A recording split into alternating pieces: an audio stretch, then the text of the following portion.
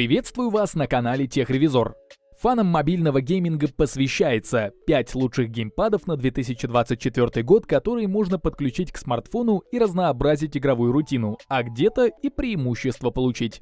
Подобрал разные варианты с разным форм-фактором, типом подключения, совместимостью с iOS и Android, функционалом и временем автономной работы. Ну и ценником, естественно, примерно от 1500 за самый простой геймпад до 10 тысяч рублей за навороченный. Так что под любой запрос найдется свой вариант. А чтобы вы могли узнать актуальную стоимость модели из этого рейтинга, я оставлю в описании под видео ссылки на маркетплейсы. Прежде чем продолжить, подпишитесь на канал и нажмите на колокольчик, чтобы не пропустить выход новых обзоров и рейтингов. Ну а теперь приступим. Итак, начинаем с Defender Code X. Очень сомневался, стоило ли вообще брать этот геймпад в рейтинг, так как за эту 1000 с хвостиком рублей, ну что от него можно ожидать. Но все-таки много хороших отзывов, куча обзоров и положительных мнений меня уговорили. Поэтому этот Defender рекомендую рассмотреть тем, кто хочет только первый раз купить геймпад, попробовать, пощупать, что это вообще такое и как в него играть, при этом потратив как можно меньше. Может себе, может ребенку, неважно. Что мы тут получаем? Ну, во-первых, геймпад в форме классического Xbox 360.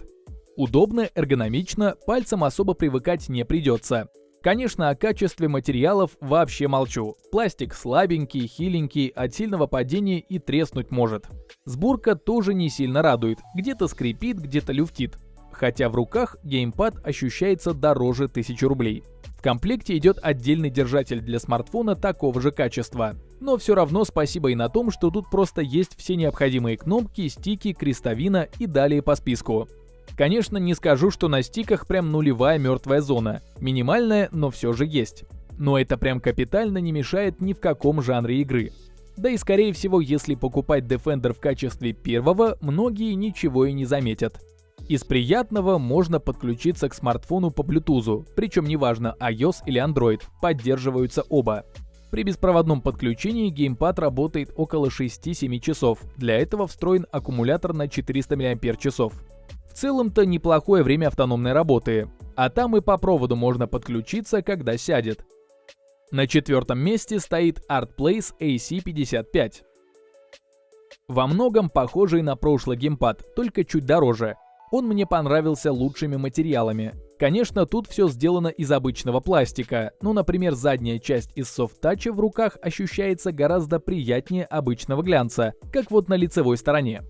В целом, сборка неплохая, кнопки не дребезжат, нажимаются с громковатым звуком и отпружиниванием. Стики немного дрифтят, но сильно мертвых зон нет.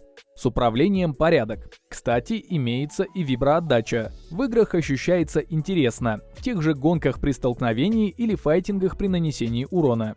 С поддержкой игр тут все по классике, нет каких-то определенно неработающих тайтлов. Большинство мобильных игр адаптированы под работу с геймпадом, а те, что нет, настраиваются с помощью кеймаперов и специальных приложений. В любом случае, в Гугле куча решений по этому поводу, так что можно не париться. В комплекте имеется держатель для смартфона, в него спокойно помещается большинство моделей по ширине. В руках перевеса не чувствуется, так что можно играть и так. Только один момент, геймпад работает с Android и ПК, iOS не берет, как не уговаривай.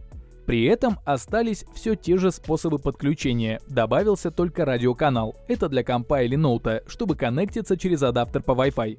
В общем, с одним проводом не останетесь. Время автономной работы еще немного увеличилось за счет аккума на 550 мАч. Его хватит на 10 часов беспрерывной игры. То есть заряжать его можно примерно раз в неделю в зависимости от нагрузок. На 3-м месте топа стоит GameSir T4 Pro. Последний недорогой геймпад а-ля Xbox с подключаемым держателем для смартфона.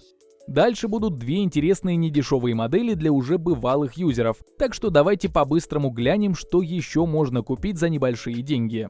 На самом деле ничего феноменального.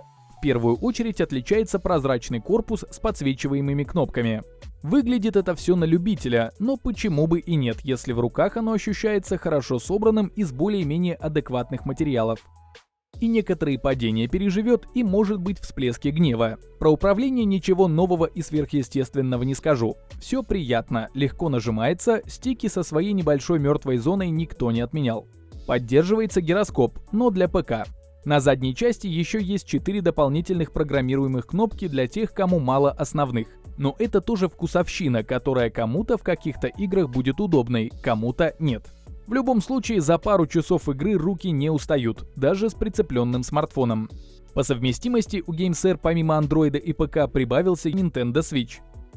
Непонятно, конечно, зачем вам геймпад, если есть Nintendo, но это не то, что для нас важно. Нам главное, что Android с iPhone можно подключить по Bluetooth или проводу без лишних танцев, а остальное опционально. Время работы по беспроводу тут плюс-минус такое же, как и у прошлого ArtPlace. Если отключить подсветку, можно часов 11-12 выжить. Но так тоже, если раз в неделю заряжать аккум, на 600 мАч хватит. Второе место занимает Razer Kishi V2. Самый дорогой геймпад в этом рейтинге с ценником больше 10 тысяч рублей. Некоторые могут сказать, что за эти деньги можно просто купить какой-нибудь Sony DualShock или Xbox-овский контроллер. Но все это немного не то, если есть желание погрузиться именно в мобильный гейминг и именно на таком геймпаде. Как видите, конструкция этого Razer больше похожа на Nintendo Switch. Это раздвижной геймпад, внутри которого вставляется смартфон во всю длину и прям там подключается. Из этого вытекает вот что. Во-первых, никакого проводного или беспроводного подключения. Вот на одном конце торчит штекер USB-C или Lightning, в него вставляется смартфон и автоматически подключается к геймпаду. Во-вторых, здесь нет зарядки, аккумулятора или батареек. Контроллер запитывается прямо от смартфона через этот USB-C или Lightning, поэтому играть можно сколько влезет, не опираясь на заряд. Если переживаете, влезет ли ваш смартфон по длине, не будет ли мешать блок камер, опирайтесь на то, что в длину смарт должен быть не больше 170 мм. Ну и про нюанс с камерами Razer подумали и сделали подкладки, которые выравнивают смартфон. По совместимости с устройствами тут все просто, работает и с Android, и с iOS. Все зависит от разъема, который вы выберете. Если с Android вопросов не будет, то все пользователи, у которых iPhone ниже 15 серии, обязательно обращайте внимание на разъем при покупке. Поэтому учитывайте этот момент. В остальном же к геймпаду ну прям не придраться. Суперкачественные материалы, крепкий пластик, отличная сборка, кнопки на основе не обычной мембраны, а на переключателях, типа как у клавиатур с четким откликом. В общем, этот Razer Kishi V2 показывает мобильный гейминг абсолютно с другой, непривычной стороны, только усиливая ощущения и эмоции от игры. А первое место я отдал Blackbone One.